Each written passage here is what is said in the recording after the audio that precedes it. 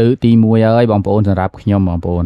ប្រតិកម្មម្ហូបអាហារនេះបងប្អូនមិនដែលទេធ្លាប់តែឃើញគេណាបងប្អូនឥឡូវនេះមកជួបខ្លួនឯងបងប្អូន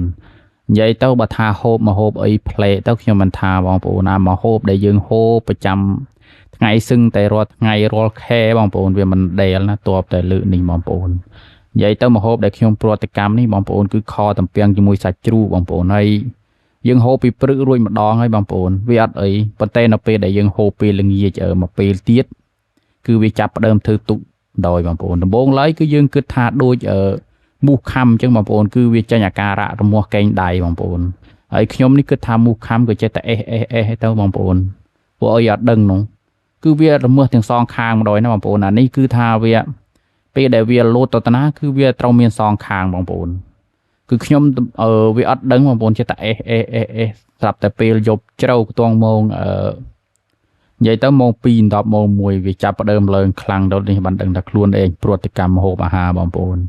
រត់ទិញថ្នាំទិញអីលេបកណ្ដាលម៉ោង1យប់ប៉ុន្តែលេបអត់បានការទេបងប្អូនព្រឹកឡើងរត់ទៅទិញម្ដងទៀតនៅតែលេបអត់ត្រូវបងប្អូន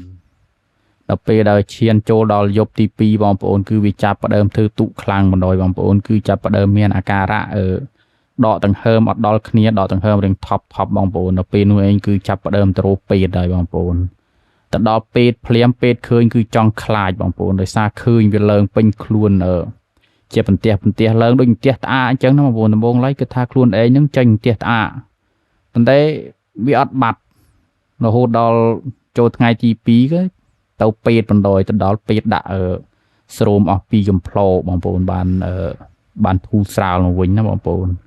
ដាក់ស្រោមអស់2កំប្លោហើយលោកគ្រូពេទ្យគាត់ផ្សំថ្នាំឲ្យ2ថ្ងៃបន្ថែមទៀតមកដល់នេះបានចាប់ផ្ដើមធូរបងប្អូននិយាយទៅរយៈពេល3 4ថ្ងៃបងប្អូនទៅរំតែវា